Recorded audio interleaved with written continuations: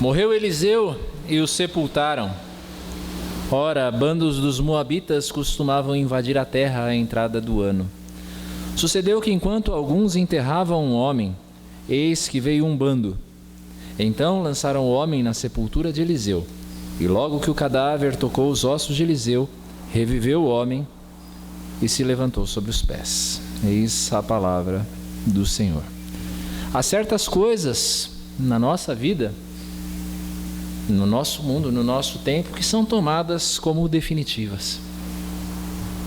Talvez a maior delas para a ciência, pelo menos, seja a força da gravidade. É a certeza de que um objeto é sempre atraído para baixo, para o centro de um corpo mais pesado do que ele. Força da gravidade, algo que é tomado como certo. Outra coisa, outra lei que é tomada como certa no nosso mundo e no mundo científico é a da conservação da matéria. É aquela lei que diz, que você aprende na escola, de que nada pode ser criado, nada pode ser destruído, tudo pode ser apenas transformado. Na natureza nada se cria, nada se perde, tudo se transforma. É a ideia de que nada se cria de novo.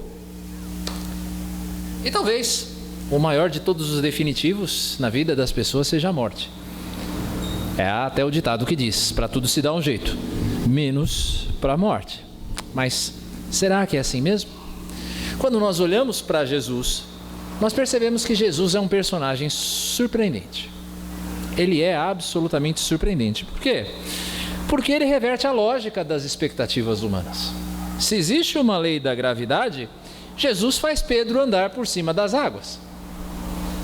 Se existe uma lei que diz que nada se cria do nada, Jesus multiplica pães e peixes. Ele alimenta uma multidão com 5 pães e 2 peixinhos.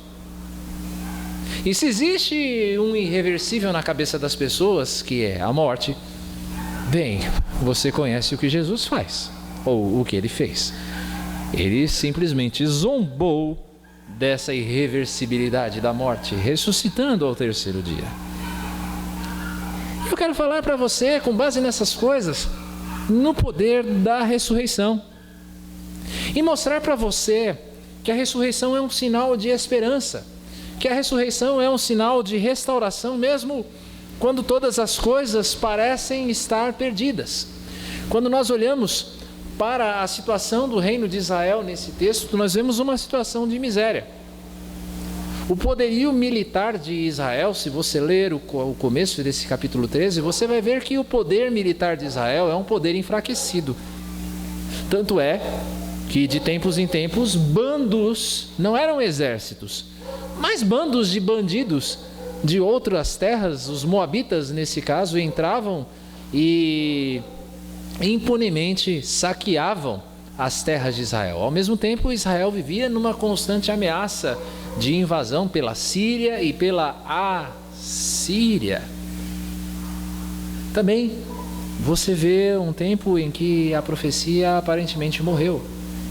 Não há mais profeta. Uma situação de miséria completa desse povo. E a razão, é clara, é a razão da quebra da aliança. Você conhece um pouco dos termos da aliança de Deuteronômio, eu acredito, em que o Senhor diz, olha, se vocês obedecerem, se Moisés, dizendo ao povo em nome do Senhor, se vocês obedecerem, tudo vai bem entre vocês, o Senhor vai abençoar as suas colheitas, vocês vão ter muitos filhos, o Senhor vai dar proteção contra os seus inimigos, mas se vocês desobedecerem às minhas leis, aos meus mandamentos, se vocês forem atrás de outros deuses, então preparem-se, porque vai vir maldição sobre vocês. Seus inimigos vão derrotar vocês, vai vir seca, vai vir miséria. Eu vou me virar contra vocês. E essa é a razão por que Israel está na miséria. E é assim toda vez que nós abrimos uma brecha para o pecado. O pecado, ele sempre produz morte, o pecado sempre produz sofrimento, o pecado sempre produz destruição. Submeter-se ao pecado, colocar-se debaixo do jugo do pecado, é você convidar, é como você convidar um inimigo poderoso para dentro da sua própria casa. Eu acredito, você não faria isso. Mas tantas vezes, nós convidamos o pecado para estar no nosso lado. A morte mesmo é descrita biblicamente como fruto do pecado. Nós morremos porque pecamos, é o que a Bíblia diz. Assim, todo aspecto da nossa vida em que a morte se manifesta, pode ser a dor, pode ser sofrimento, pode ser destruição, pode ser separação, é em função da rebelião humana contra Deus. O homem se rebelou contra Deus e por isso a morte, todos os aspectos da morte, elas invadiram esse mundo e nós sofremos e nós morremos porque pecamos. E o sofrimento de Cristo é a perfeita ilustração desse fato. Quando nós olhamos para a cruz e nós percebemos que o Filho de Deus, naquele momento crucial, ele experimentou separação da parte do Pai. Ele experimentou sobre si todas as penas do inferno. Nós percebemos que o pecado é algo grave. E a morte que o pecado produz é algo sério. Quantos de seus problemas pessoais, pense aí no seu lugar, na sua casa depois enquanto nos assiste, quantos de seus problemas atuais não decorrem de decisões erradas? De coisas ou de fatos ou de tempos em que você andou em desalinho com a lei do Senhor. Nós temos nessa passagem que nós lemos, irmãos, um povo infiel, um povo idólatra, mas ao mesmo tempo nós temos um Deus que é fiel, e Ele é fiel por amor do seu nome, e Ele é fiel por amor da sua glória. Deus é fiel, o povo pode ser infiel, mas Deus permanece fiel em todo o tempo. E Deus está mostrando aqui nesta passagem que Ele agiria ainda para restaurar a sorte do seu povo. Aquela situação de miséria seria revertida. Deus iria restaurar a sorte do seu povo. Esse milagre, irmãos, é uma ilustração, na verdade. É a ilustração do que Deus haveria de fazer na história de Israel. Mas também é uma ilustração do que Deus já fez em Jesus Cristo. E é uma ilustração do que Ele continuamente faz na vida de todo aquele que crê, na minha vida e na sua vida. Esse texto é uma ilustração do poder da ressurreição que opera na minha e na sua vida, todos os dias. Vamos pensar um pouco nessa história. E pensando nela, nós podemos até ver alguns aspectos bastante cômicos. Nós temos aqui um homem, um par, provavelmente de pessoas, dois homens, que estão carregando um morto. E você deve imaginar, não havia caixões, né? Os israelitas não usavam caixões, eles enrolavam os seus mortos para então depositá-los em grutas, em cavernas. Eles não eram sepultados, eles eram enterrados, desculpe. Eles eram sepultados em cavernas. Bem, aí esses homens estão indo pela estrada e carregando esse morto, provavelmente num lençol, numa cesta, o que quer que seja. Então, eles se deparam com esses moabitas. Então eles devem ter olhado um para o outro e falando, mas se nós formos dar um enterro decente para este nosso amigo, os moabitas vão pegar a gente. Então eles olham assim, perto deles, providencialmente existe uma tumba. Aquela pedra, vocês conhecem a ilustração, uma pedra, e eles então empurram a pedra apressadamente do jeito que dá, e eles simplesmente jogam esse corpo para dentro da pedra, ali da tumba, e eles saem correndo. Mas aquela era a tumba de um profeta, era a tumba de Eliseu. E então o corpo daquele homem morto toca nos ossos de Eliseu. E então aquele homem levanta. E eu digo que deve ter sido um aspecto cômico, porque imagine a cara dos que deixaram o homem ali dentro e a cara dos moabitas que estavam vindo atrás. Eles olham para aquela tumba e de repente sai aquele homem que não devia estar que nem o morto muito louco do filme, mas ele sai andando. O morto sai andando nos seus próprios pés e sai aquela múmia enrolada ali. Provavelmente todo mundo saiu correndo, apavorado diante daquela cena. Essa é a cena que nós temos aqui nessa história. E eu digo isso para falar para você que a ressurreição é algo surpreendente. Ressurreição é algo inesperado para aqueles que vivem sem esperança. Os homens que jogaram esse corpo ali na sepultura de Eliseu provavelmente viviam sem esperança nenhuma, quando são surpreendidos maravilhosamente por essa ressurreição. Mas como é que a ressurreição acontece? E é por isso que eu quero falar para você hoje, ressurreição, modo de fazer. Ressurreição, modo de fazer. Em todos os relatos bíblicos de ressurreição, existem diversos relatos bíblicos de ressurreição, existe um padrão. O padrão existe o poder de Deus, o fogo do poder de Deus, existe a instrumentalidade de um mediador, existe a restauração como resultado. É como qualquer receita. Qualquer receita tem de ter alguns elementos que precisam estar presentes. E eu quero mostrar para você quais são os elementos que sempre estão presentes na ressurreição, para que nós, olhando para isso, nós possamos entender o poder da ressurreição e como ela opera nas nossas vidas. Primeiro, eu quero falar para você do fogo do poder de Deus. O fogo nessa receita é o poder de Deus. Há um poder operando aqui. Eliseu, o morto que já estava na tumba, ele era conhecido em vida, e você pode ver isso no livro dos reis, ele era conhecido como um homem de Deus. Por cerca de 30 vezes, Eliseu é chamado nesses 2 livros de reis como homem de Deus. As pessoas olhavam para Eliseu e reconheciam que naquele homem habitava o poder de Deus. Deus agia por intermédio dele. Mas por que isso? Por que Deus agia por intermédio de Eliseu? Seja na vida, seja na morte, porque mesmo morto, o poder de Deus continua operando na vida desse homem. Por que isso? Eliseu era um homem bom? Era mérito pessoal, então? Ele era um homem nobre? Talvez? Por distinção social? Fato é que as pessoas viam, não o poder de Eliseu, mas o poder de Deus operando nele. O importante aqui não é o profeta, o importante é o poder de Deus. É por isso que nós, protestantes, e mais de perto nós presbiterianos, nós negamos o poder das relíquias, ou seja, aqueles objetos que supostamente pertenceram aos santos, como da Igreja Católica, e que esses objetos, por causa da virtude desses homens, tivessem algum poder. As relíquias eram abundantes no tempo da Reforma Protestante. Vendia-se o leite da Virgem Maria, vendiam-se pedaços da cruz, vendiam-se as lágrimas de Cristo na cruz, vendia-se tudo, espinhos da coroa. E você acha dessas relíquias em muitos lugares ainda na Europa. Mas nós não cremos no poder das relíquias. Por quê? Porque nós entendemos que o poder não está na pessoa que possuía a relíquia, mas no Deus que agia por meio deles.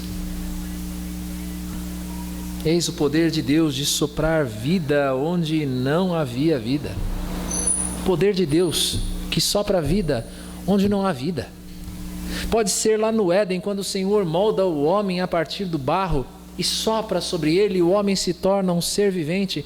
Pode ser no vale de ossos secos que nós lemos na liturgia em Ezequiel 37:5, quando o Senhor diz a esses ossos: eis que farei entrar o Espírito em vós e vivereis. Eis o poder de Deus de instilar vida onde não há vida. É a excelência de um poder ilimitado que reverte até mesmo a própria morte. Esse é um poder que operava em Cristo. Nós vemos nos evangelhos relatos de ressurreição. A ressurreição da filha de Jairo, daquela menina, do filho do chefe da sinagoga. A ressurreição do filho da viúva de Naim. A ressurreição de Lázaro. E esse poder habitava em Jesus porque Jesus é aquele que tem vida em si mesmo. Ou melhor, Jesus é a própria vida. É como João diz no começo do seu evangelho, no capítulo 1, nele estava a vida e a vida era a luz dos homens.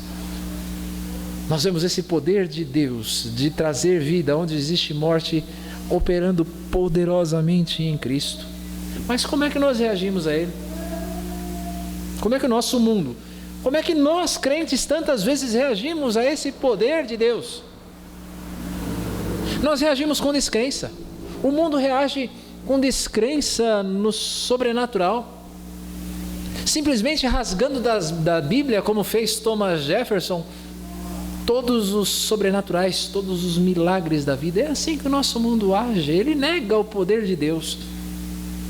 Ele nega qualquer coisa que transcenda as explicações.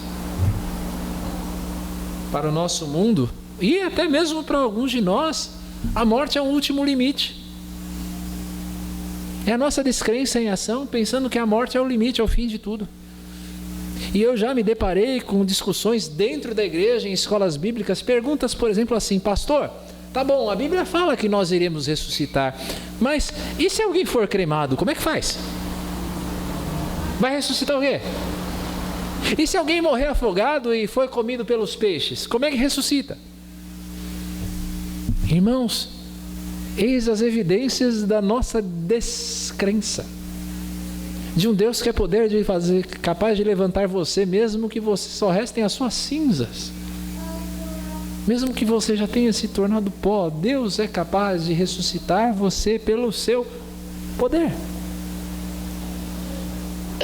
Uma descrença que se manifesta na possibilidade de uma nova vida, do poder de Deus de operar em determinadas pessoas e trazendo vida àquele que está morto nos seus pecados. Existem pessoas que nós olhamos e dizemos: esse aí se converter, jamais, nunca. Esse aí ter nova vida em Jesus Cristo, ah, pastor, aí é forçar a barra. Nós descremos. Nós duvidamos do poder de Deus de soprar vida onde existe morte. Como na pintura de Tomé, de Caravaggio, nós agimos como Tomé. Nós só vamos acreditar se nós tocarmos o lado de Cristo. Eu só vou acreditar se eu vir o milagre. Se eu vier a ver o milagre, aí então eu hei de acreditar. Senão eu duvido do poder de Deus. Irmãos, mas é preciso que nós lembremos da fala de Jesus nesta ocasião, quando o Senhor Jesus diz: você acreditou porque você viu, Tomé. Bem-aventurados, felizes aqueles que creem sem nunca terem visto.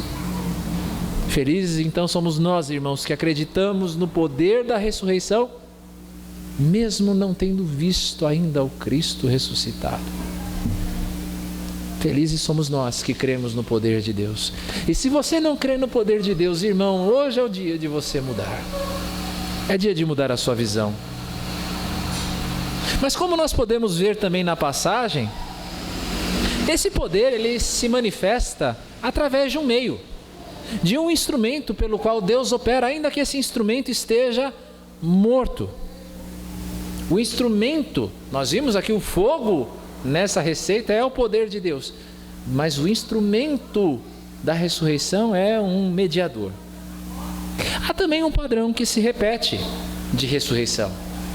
Nós vemos a ressurreição do filho da viúva de Sarepta, também no livro dos Reis, Elias operando a ressurreição do filho da viúva de Sarepta. O próprio Eliseu já havia operado uma ressurreição pelo poder de Deus, o filho da sunamita. Pedro, no Novo Testamento, operando, o poder de Deus operando por meio de Pedro, ressuscitando Dorcas.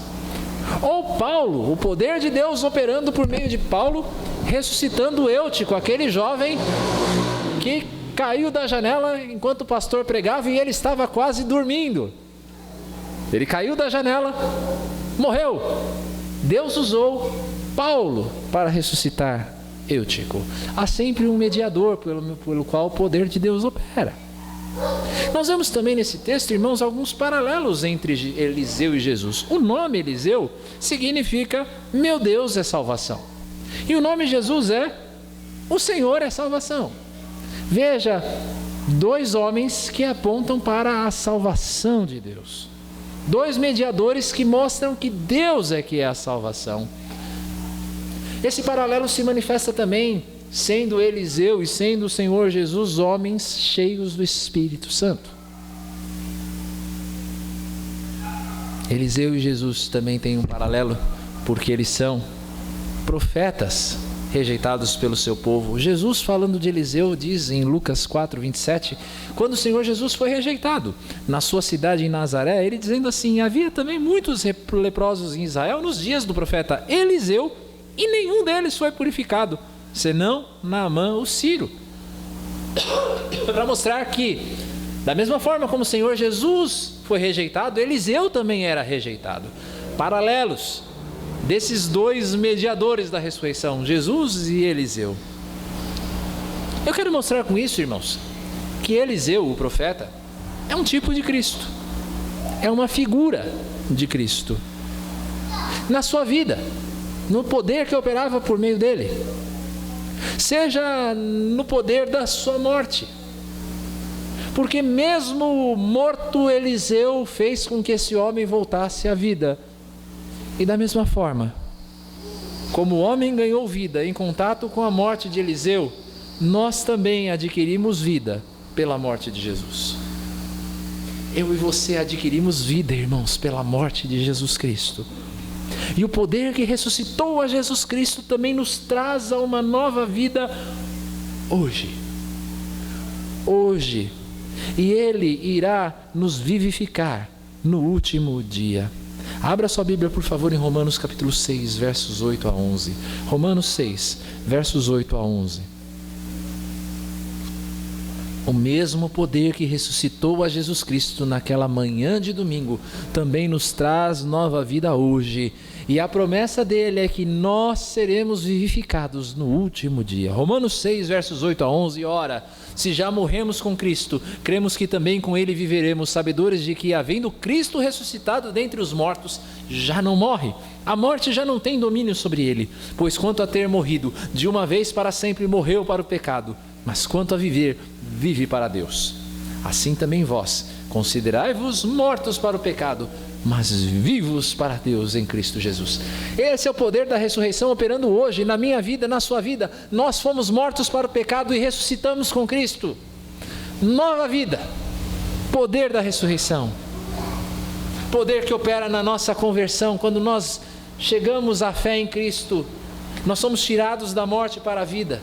Poder de Cristo, poder da ressurreição que opera no nosso cotidiano, na nossa santificação. Quando nós retomamos a cada dia um pouco daquilo que o pecado nos expoliou, daquilo que o pecado roubou de nós, nós nos santificamos. E esse poder opera para nos santificar. Poder que há de operar na glorificação, na esperança do último dia. Poder que faz de Cristo a primícia daqueles que dormem, ou seja, o primeiro só a ressuscitar. E da mesma maneira, eu e você ressuscitaremos no último dia. Há um mediador, mas há também o toque do mediador. O toque do mediador. Como quando esse homem foi jogado e o seu corpo tocou nos ossos de Eliseu. É preciso haver contato. É preciso haver contato com o mediador. Um contato inesperado. Como foi o contato desse homem? Ele não esperava. Um contato inesperado do Cristo que vem a nós. Do Cristo que vem em nosso resgate. Eu e você, nós também não esperávamos o toque de Cristo, e no entanto, um dia Ele nos tocou. Ele nos trouxe a fé. Um contato involuntário. Não é só que nós não esperávamos. Perdão. Não é só que isso. Nós não apenas não esperávamos, mas nós nem mesmo desejávamos esse contato, tal qual o morto que foi jogado na tumba de Eliseu não desejava o contato com os ossos. Talvez se dependesse dele, ele nunca teria entrado numa sepultura. Da mesma forma, nós também estávamos distantes de Deus. Nós estávamos mortos nos nossos pecados, sem vontade de nos aproximarmos do Pai. E no entanto, Cristo vem e toca na nossa vida. É um contato que derrama poder, que faz o que ninguém mais pode fazer. Ninguém mais pode fazer isso, a não ser que Cristo toque na sua vida. Você não pode ter nova vida, a menos que Cristo venha e toque em você, com o poder da ressurreição. E, meus irmãos, o Cristo vivo, esse Cristo que ressuscitou está vivo aqui hoje.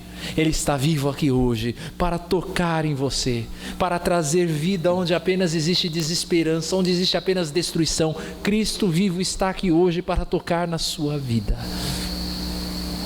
para retirar a culpa do seu pecado.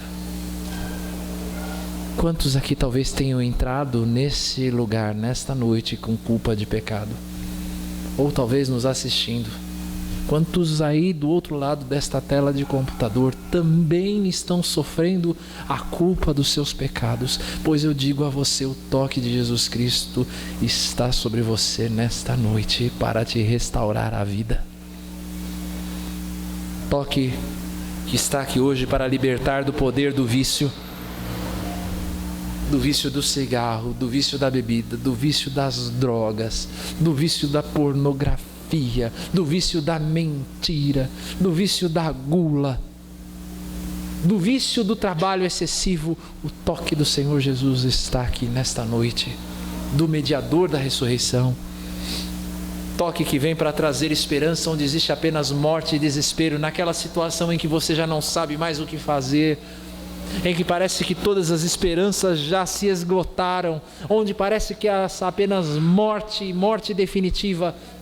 O toque da ressurreição está aqui hoje para tocar em você, para fazer raiar o dia de uma nova vida, da mesma maneira como naquela manhã de domingo, há 2000 anos atrás, o sol raiou para uma nova era. Da mesma forma, o Cristo ressurreto está aqui nesta noite para trazer nova vida, nova era, novo tempo para você. Meus irmãos, Deus continua a usar meios para trazer mortos à vida. Sabe que meio é esse? A igreja, povo de Deus. O povo de Deus é hoje também um instrumento, um mediador por meio do qual o poder de Deus é transmitido àqueles que precisam de uma nova vida.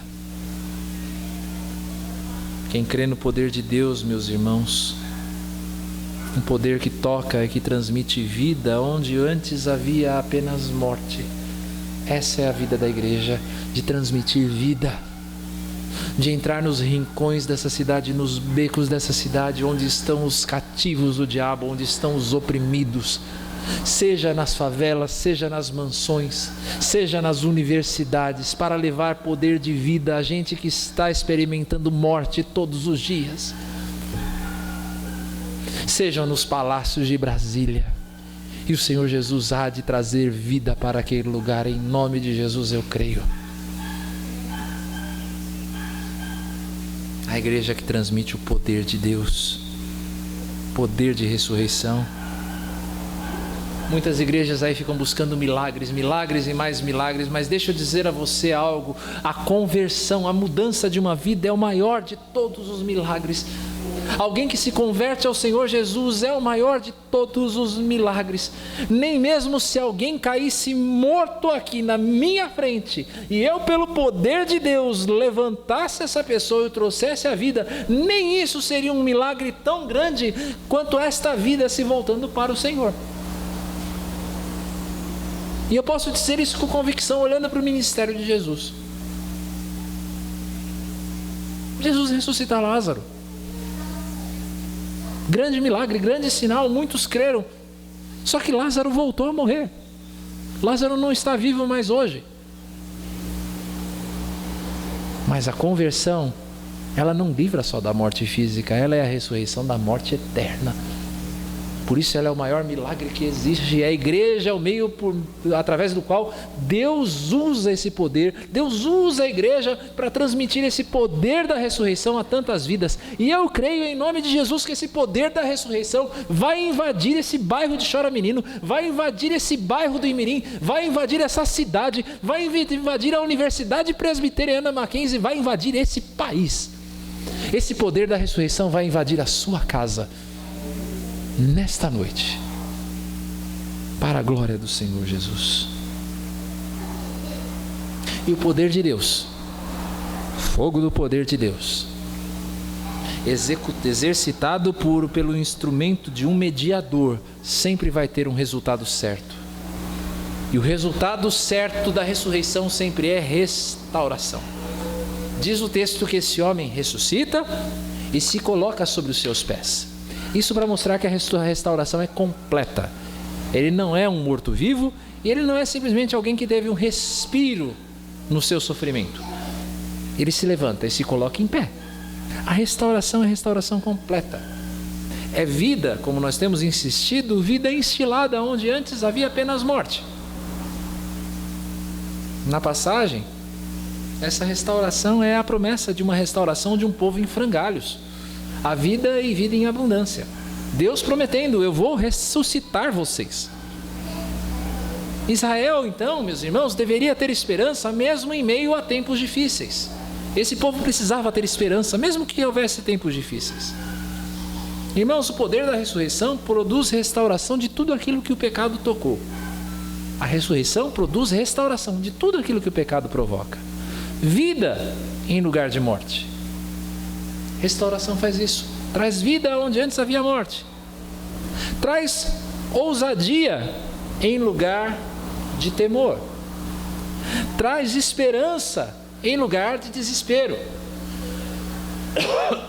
O poder da ressurreição traz força em lugar de fraqueza. O poder da ressurreição traz alegria em lugar de pranto. Deixa eu perguntar uma coisa a você. Quem poderia esperar que Jesus ressuscitasse? Quando você olha os evangelhos, é algo até interessante, porque Jesus diz, depois de 3 dias eu vou ressuscitar. E as pessoas olham para ele e dizem, ok, legal, Jesus, 3 dias ressuscitou, tá, vamos só continuar a vida. E ele continua, não, depois de 3 dias eu vou ressuscitar. E todo mundo, ok, Senhor, e ninguém contradiz o que Jesus está dizendo. Só que quando Jesus ressuscita, ninguém acredita. Quando ele morre, fica todo mundo enclausurado, triste, porque acha que ele morreu e acabou tudo. Quem é que esperava que Jesus fosse ressuscitar? Quando as mulheres, pense naquele grupo de mulheres, com os seus vasinhos, com os seus saquinhos de unguento naquela manhã de domingo, e elas vão pelo caminho em direção ao sepulcro, em direção à tumba de Jesus, a tumba de José de Arimateia, onde Jesus estava, onde Jesus foi depositado apressadamente por causa da Páscoa. E elas vão levando aqueles vasos e talvez o coração cheio de tristeza, cheio de amargura, pensando, o que é que vai ser da nossa vida agora? O que é que vai ser da nossa vida? O nosso mestre morreu. E aí Maria Madalena pergunta para outra Maria e diz, mas o que a gente vai fazer agora? Está na madrugada, quem é que vai rolar a pedra do sepulcro? É pesada, ninguém sabe. O que a gente vai fazer quando a gente chegar lá? Tristeza, desesperança. Tudo que elas queriam fazer é ir até o túmulo, dar o tratamento adequado no corpo, fechar o túmulo e encerrar esse capítulo da vida delas. Mas Jesus é surpreendente. E elas chegam ao túmulo e a pedra está rolada. O sepulcro está aberto. E elas pensam, alguém roubou o corpo. A guarda romana já fugiu. Alguém roubou o corpo. Talvez tenham sido os homens do Sinédrio, roubaram o corpo, estão fazendo alguma coisa com o nosso Senhor. E elas veem, de repente, um homem sentado em cima da pedra, e o homem ainda faz uma pergunta para elas que provavelmente deve ter soado absurdo. O que vocês estão fazendo aqui? O que vocês estão fazendo aqui, mulherada? Esse Jesus ressuscitou da maneira como ele tinha dito. E elas continuam a não acreditar. Até que aparece um homem e Maria vai perguntar, o que é que o Senhor fez com o corpo do meu mestre? Ela pensa que é o jardineiro. E então ele diz Maria, e aí ela cai aos seus pés e diz Rabone, meu mestre, porque ela entendeu finalmente o que aconteceu. Mas o fato é, quem é que poderia dizer que Jesus iria ressuscitar? Deus, meus irmãos, é capaz de fazer infinitamente mais do que nós pensamos. Infinitamente mais do que nós pensamos. Pense você depois, quantas ressurreições não aconteceram pelo Jesus ressuscitado? Quantos não ressuscitaram depois dele e continuam a ressuscitar todos os dias por causa de Jesus? Como é que nós podemos explicar, por exemplo, a mudança no espírito dos apóstolos pós-ressurreição? Aqueles homens temerosos, fechados num quartinho ali de sexta, sábado, domingo, E então Jesus ressuscita e eles começam a sair dali ousados, impressionados com aquilo que eles viram do seu Senhor, que havia sido morto. Eles haviam visto o corpo, entraram onde eles estavam sem usar a porta e comer com eles, e tocar neles, e ser tocado por eles. Como é que nós podemos explicar esta restauração no espírito desses homens se não for pelo poder da ressurreição? Como é que nós podemos explicar, meus irmãos, a conversão súbita de Paulo, do apóstolo Paulo? Como é que nós podemos explicar que aquele homem empedernido, de coração de pedra, perseguidor dos cristãos, tem uma mudança tão brusca, tão súbita, se não for pelo poder da ressurreição? Como é que nós podemos explicar que inimigos de Deus, como eu e você éramos, hoje tenhamos a Deus como amigo, como Pai?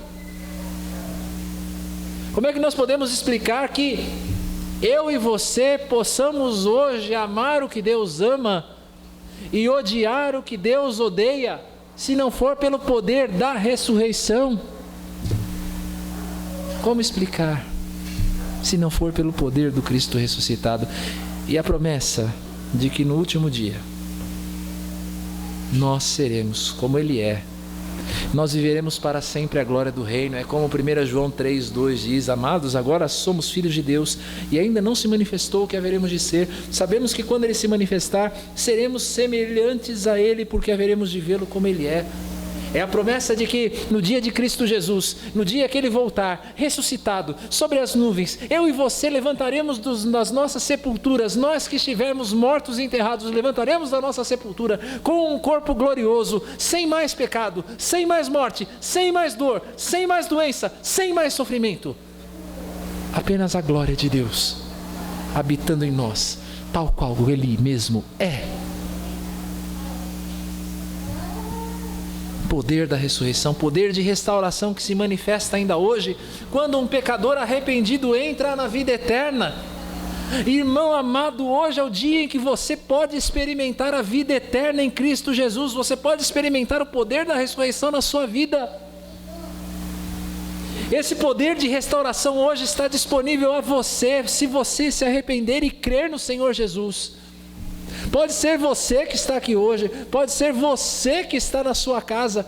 Volte-se para o Senhor Jesus e experimente esse poder da ressurreição hoje. A restauração que Jesus Cristo traz hoje, a restauração da esperança hoje, a perda do medo hoje. Poder que se manifesta quando a destruição do pecado é revertida pelo arrependimento. Um arrependimento que se manifesta na nossa vida individual e na nossa vida coletiva como igreja. É o poder da ressurreição agindo. E há muitas igrejas que precisam ressuscitar hoje, porque elas estão mortas ou à beira da morte. Que o poder da ressurreição hoje entre nessas igrejas. Poder de ressurreição quando a igreja age como um instrumento de cura, quando a igreja age como um instrumento de libertação, quando a igreja age como um instrumento de subversão das estruturas corruptas desse mundo tenebroso. Poder de restauração quando nós agimos para reverter tudo aquilo que o pecado fez por meio do poder de Cristo ressurreto. Poder que se manifesta na esperança dos que morrem em Cristo, desfrutando de perfeita paz, de perfeita consolação, quando nós vemos os crentes consolados mesmo diante da morte. Eu me lembro que um dos ofícios fúnebres mais tocantes que eu já fiz foi de um presbítero da igreja presbiteriana Atalaia, do seu Eulálio Rocha. E eu me lembro que seu Eulálio tinha uma música favorita. Ele cantava ainda em vida. E eu acho que seu Eulálio nunca imaginou quão profética seria esta música para ele. Porque ele sempre dizia que amava aquele velho corinho que dizia: que consolação tem meu coração, descansando no poder de Deus. E quando seu Eulálio faleceu, igreja lotada para louvar a Deus pela vida daquele homem poderoso em palavras e feitos. A igreja inteira cantando: que consolação tem meu coração, descansando no poder de Deus. Havia lágrima, havia saudade, havia choro pela perda, mas jamais o choro da desesperança, porque nós sabíamos muito bem onde é que seu Eulália estava e está. E onde ele estará no dia de Cristo Jesus. É a esperança de que Paulo fala em 1 Coríntios 15, 54 e 55, e quando este corpo corruptível se revestir de incorruptibilidade, e o que é mortal se revestir de imortalidade, então se cumprirá a palavra que está escrita: tragada foi a morte pela vitória. Onde está, ó morte, a tua vitória? Onde está, ó morte, o teu aguilhão? Onde está, ó morte, a tua vitória? Onde está a vitória da morte, se nós temos o poder da ressurreição operando através de Cristo na minha e na sua vida? A morte não tem mais a última palavra. A certeza de uma nova vida, eis o resultado certo da ressurreição. Nada é comparável ao poder da ressurreição. Nada é comparável ao poder da ressurreição. Ideologias não têm esse poder, educação não tem esse poder de restauração, ciência não tem poder de restauração que a ressurreição tem. Somente o poder de Deus agindo através de Cristo pode reverter completamente a vitória do pecado. Esse é um poder, meus irmãos, a ser celebrado a cada dia. Poder a ser celebrado a cada dia. E nós vamos celebrá-lo hoje, na ceia do Senhor. É um poder que se manifesta hoje se você se voltar a Cristo em arrependimento e fé. Volte-se a Cristo em arrependimento e fé. Experimente o poder da ressurreição. É um poder que deve operar, meus irmãos, cada vez que a angústia, cada vez que o medo, cada vez que a ansiedade se manifestarem na nossa vida. Lembre-se do poder da ressurreição. É um poder que transborda quando a igreja proclama, quando a igreja age para trazer à vida o que antes estava morto. Quando a igreja cumpre o seu papel, é a ressurreição de Cristo caminhando. E nós temos de caminhar com ousadia como crentes, sabendo que nós caminhamos no poder da ressurreição e não existe fortaleza satânica nesse mundo, não existe coração duro demais, não existe império das trevas que possa resistir, portão do inferno algum que possa resistir ao poder da ressurreição que você carrega com você na ressurreição de Cristo Jesus. Amados irmãos, que o Senhor aumente a nossa fé, que o Senhor aumente a nossa fé, a fim de nós tornarmos a ressurreição a cada dia o centro de toda a nossa vida. Que Deus assim nos abençoe.